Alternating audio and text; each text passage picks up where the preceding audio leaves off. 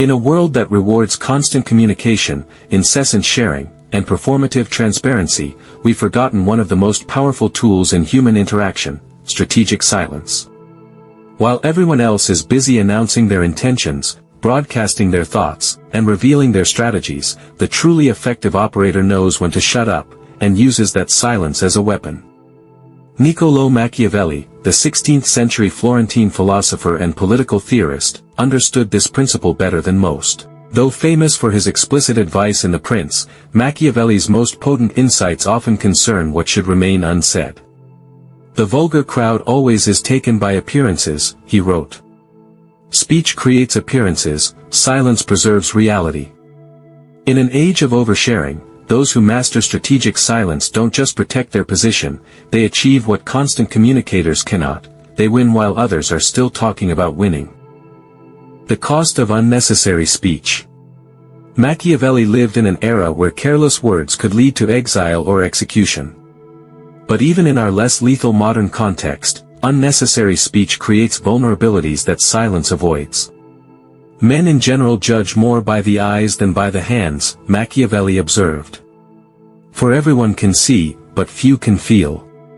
The person who speaks constantly offers everyone opportunities to judge while revealing little about what can actually be known. Every word you utter carries costs that silence doesn't. Speech creates commitments. When you declare intentions, you bind yourself to them. Change course, and you appear inconsistent. Silence preserves flexibility. Speech exposes your thinking. The more you explain, the more others learn how to predict, manipulate, or counter you. Silence keeps your strategy unreadable. Compulsive speech diminishes authority. "It is far safer to be feared than loved," Machiavelli wrote. Fear requires mystery. The leader who explains every decision becomes ordinary, and the ordinary cannot command respect. Think about it: the colleague who dominates every meeting, do you respect their words, or do you tune them out? The friend who overshares on social media, do they seem intriguing, or predictable? The negotiator who fills silence with concessions, do they hold power, or give it away? Machiavelli would view our modern obsession with transparency not as authenticity, but as strategic malpractice. The 3 types of strategic silence. Machiavellian silence isn't just not speaking, it's a deliberate strategy. Here's how it works. 1. Information gathering silence. The wise man does at once what the fool does finally. The fool speaks immediately, revealing their position. The wise remain silent, letting others expose their thoughts, intentions, and weaknesses first. Where this applies, negotiations, whoever speaks first, loses. Conflict, the person who listens more controls the dynamic. Competition, those who announce their strategies often underperform. Ask yourself, when was the last time I spoke too soon and regretted it? 2. Authority-building silence. A prince must imitate the fox and the lion. The fox knows when speech diminishes authority.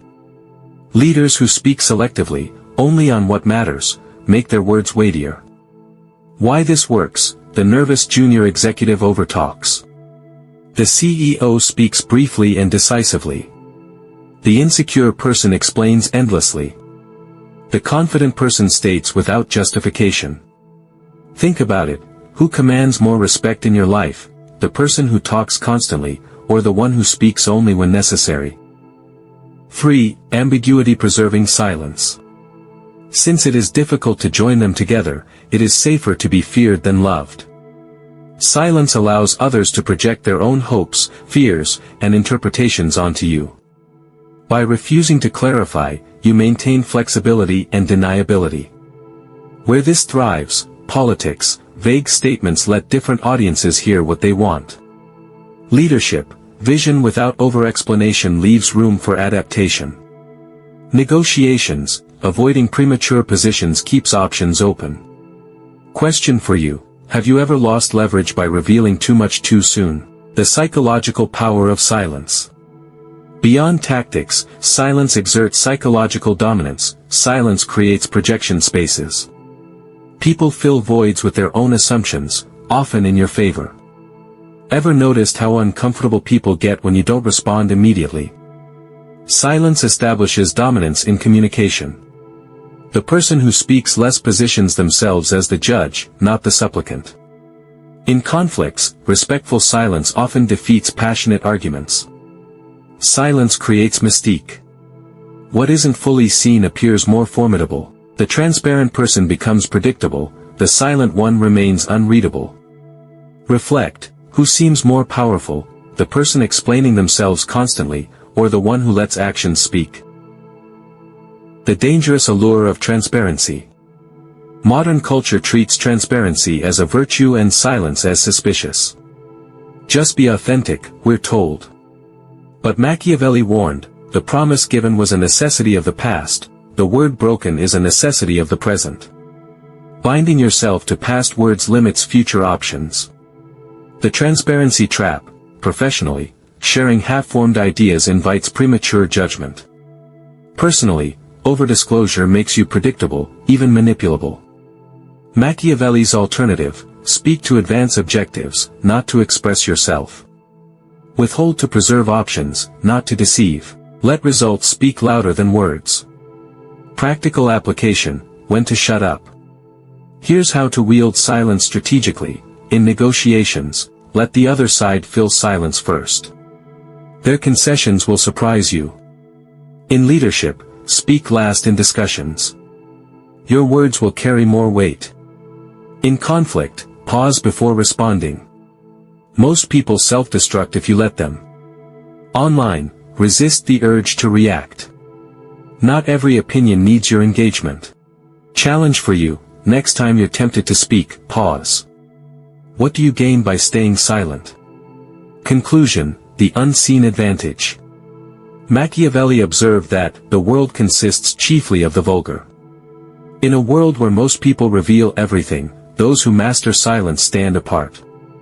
Their words carry weight. Their influence expands. They win while others are still talking about winning. Final question for you, where in your life are you talking too much, and where could silence serve you better? Call to action. If you found this breakdown valuable, hit subscribe for more insights on power, strategy, and mastering the unseen rules of the game. Drop a comment below, when has silence worked in your favor? Where do you struggle with overcommunication? Remember, the loudest voice isn't the most powerful. The most strategic one is. Shut up. Win. Repeat.